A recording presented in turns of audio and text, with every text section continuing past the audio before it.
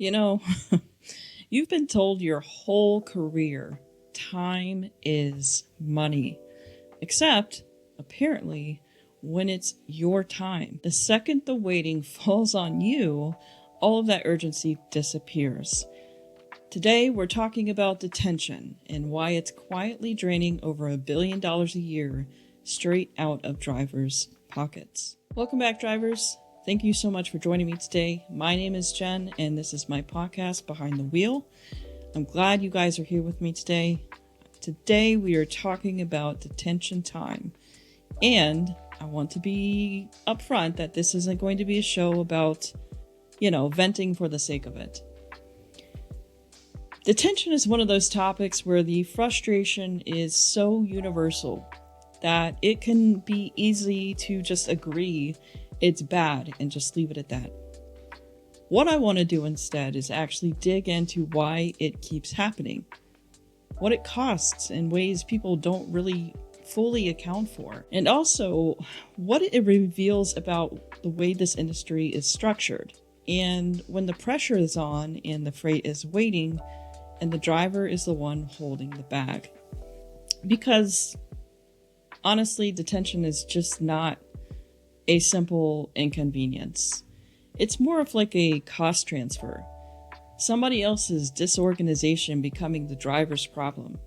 Somebody else's broken planning becoming the driver's emergency.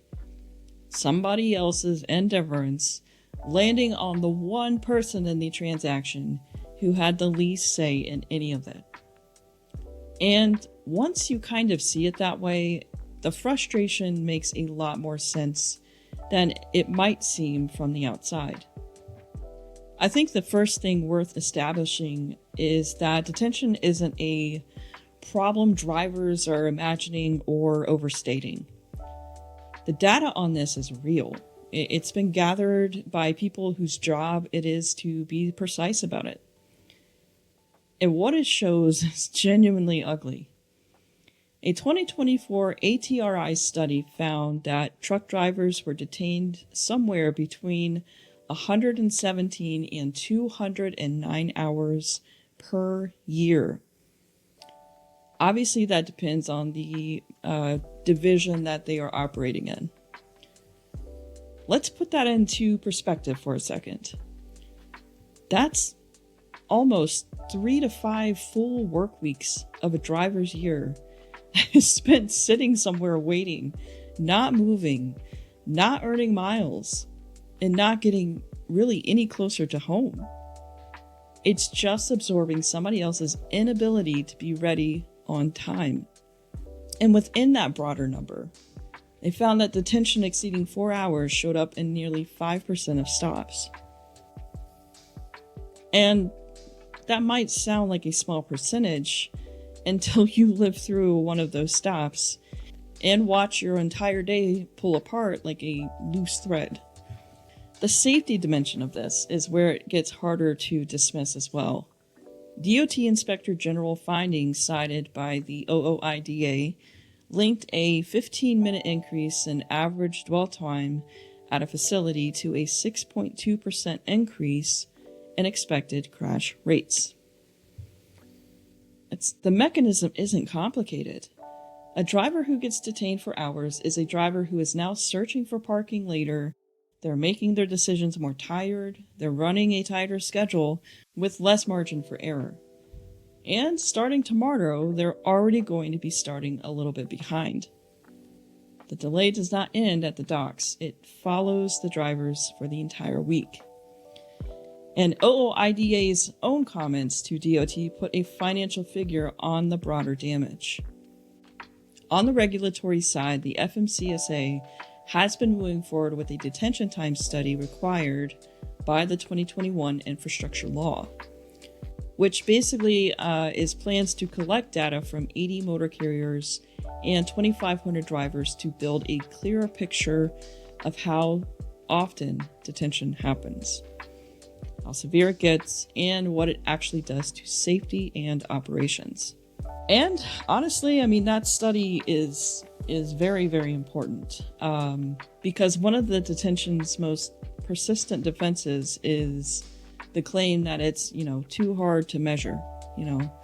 More rigorous data makes that argument harder for them to basically hide behind.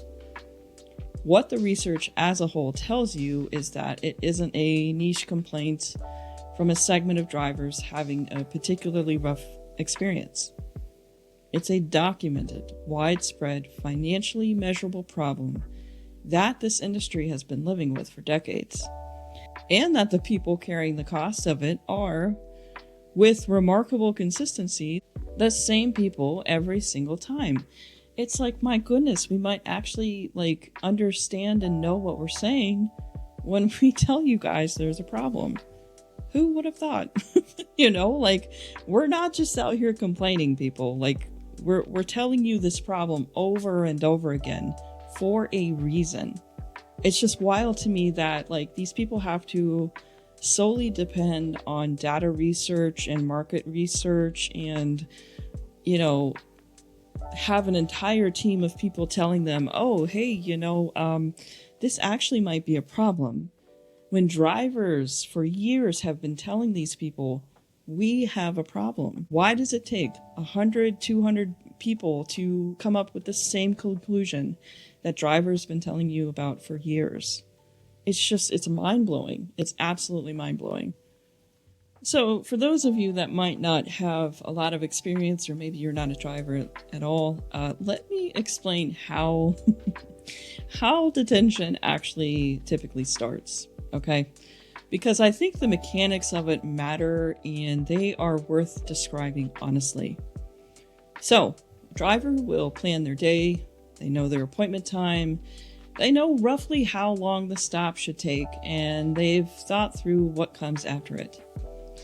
They've planned for the next load or the next parking window. They have a general, realistic end for their day. They've done the work a good driver does before the wheels even stop turning. And then that driver walks in and checks in, and that person behind that desk mutters probably the worst phrase in this entire industry. And that is, it'll be a little while. And in that moment, before you even know how long a little while is going to be, that driver can already feel the shape of their entire day starting to shift. Because drivers that have been out here for a while, we all know what a little while sounds like when it means 20 minutes and what it sounds like when it means the rest of your life, right? And we've developed this instinct not because we're pessimistic, but because we've been through enough of these type of stops to understand what happens at that dock in the next hour or two is going to ripple through every decision they make for the rest of the shift. That ripple effect is the part that gets underestimated most consistently by people who haven't lived it. A 2-hour detention isn't just 2 hours of minor inconvenience, followed by a return to normal. It's 2 hours that compress everything after them. Now all of a sudden, the driving has to happen faster now. The parking that has to be found under more pressure, the next stop that starts with less margin than it should have. It turns a manageable day into a day you're fighting. And the driver who gets detained at a shipper at 10 in the morning might still be feeling the consequences of that detainment at 9 o'clock at night when they're circling a truck stop they weren't supposed to need. What makes this particularly grating is how one-sided the accountability tends to be. The driver showed up. The driver was on time. The driver has a clock running, a schedule to keep, and real consequences waiting if things don't stay on that track. And yet, the driver is the one with no leverage. You can't leave. You can't speed up the warehouse. Can't fix whatever broke down in planning or communication. They just sit in it, absorbing the cost of someone else's problem, while the operation that created the delay goes largely about its day unchanged. The money side of detention is real. but also it's incomplete. And I think that's worth being honest about. Detention pay exists, and in theory it's supposed to compensate drivers for the time lost beyond a certain threshold. In practice, it almost never covers the full damage. It doesn't account for the parking spot. It doesn't account for the load that got missed. It doesn't account for the stress or compressed decision making. And in plenty of cases, it gets disputed, it gets delayed, or whittled down until the amount that actually arrives is a fraction of what the delay actually cost. That's a structural problem. It is not a paperwork one. The threshold for when detention kicks in, the rate at which it pays, the ease at which it can be challenged, all of that was designed in an environment where the driver had the least negotiating power. And it shows. The solution set here isn't complicated, even if it's not easy. Not symbolic acknowledgement that detention is bad, but actual consequences when a location consistently burns drivers' time. Right now, that cost lands only on the driver and the carrier. Shifting even part of the cost back towards the source of the problem would change behavior faster than any amount of well-intended industry guidance. Detention pay needs to reflect the actual ripple cost of a delay, not just the hours spent stationary. And appointment systems need to be built around reality rather than optimism. Because overbooking docks and then treating the resulting delays as the driver's problem to absorb is not scheduling, okay? It's just offloading the consequences of y'all's bad planning. But honestly, the biggest thing that needs to change is harder to legislate than any of those. It's the cultural assumption that drivers' time is the most flexible resource in the supply chain. That assumption is everywhere in how detention gets treated. It works this way because it's been allowed to. And it's been allowed to because the cost never quite reaches the people who could actually do something about it. You know, there's a principle that I think applies pretty cleanly to the detention problem. And it's this: you can tell what a business actually values by what it protects, not what it says in a mission statement or what it describes in a press release, but what it actually builds systems around, what it measures, you know, what it defends when things start to get a little hard. That's where the real priorities show up. And when you apply that principle to how trucking handles driver time, the picture is definitely not flattering. The industry says it values safety, and detention is a documented safety risk. It's connected by research to higher crash rates and fatigue decisions, to the cascading pressure of a day that ran out of margin hours before it ended. The industry says it values efficiency, and detention is one of the most reliable sources of inefficiency in the entire supply chain. Drivers have been describing detention pay as a serious, daily, financially damaging problem for decades. There is enough data behind them now to fill multiple federal studies. If the values the industry claims were actually showing up in the systems, detention would look a lot different than it does. The fact that it doesn't, that it's still widespread or still costly, and it's still getting largely absorbed by the driver, that's information.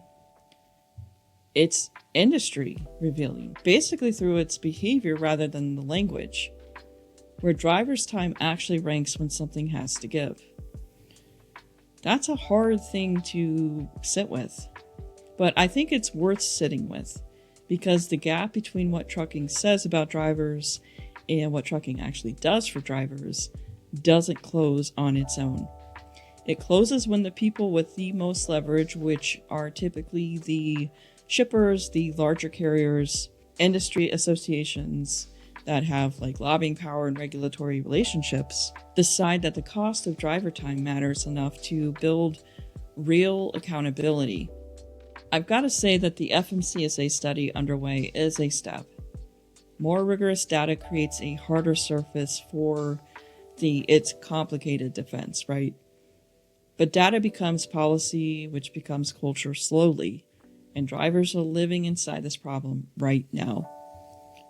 The gap between where the regulatory conversation is and where the daily experience is remains very significant. And the people in that gap are carrying a cost that most of the industry doesn't fully see because it was never designed to look. The good news, if there is good news, is that choices can change. Accountability can be built. Systems can be redesigned around a different set of assumptions. It happens slowly and usually happens because enough people refuse to keep pretending that these current arrangements that we have are acceptable. Drivers have been doing that refusing for quite a while. At some point, the rest of the industry has to catch up. And until it does, detention will stay exactly what drivers already know it to be. All right, drivers, so that's it for today's video. I once again appreciate all of you being here with me today. If you're feeling this conversation in your bones a little bit, if you get aggravated because you are currently experiencing some detention time, make sure to hit the subscribe button and leave a comment down below. Let me know how you guys are doing. Let me know where your 20 is. And let me ask y'all a question. What is the longest detention? What is the longest time you've spent at one shipper or one receiver? Mine is 38 hours at a Pepsi. I believe it was either in or around Albany, New York. And it was like shortly after COVID, and they still didn't have a bathroom operating. They had a porta potty that probably hadn't been cleaned in like 2 or 3 months. So I literally had to Uber. I had to call an Uber a couple of times, several times actually, to go to a place to use a bathroom and get some food and stuff. But anyways, let me know, guys. Let me know what your longest detention time is. I would appreciate it. And make sure to subscribe, and I will see you guys in the next episode.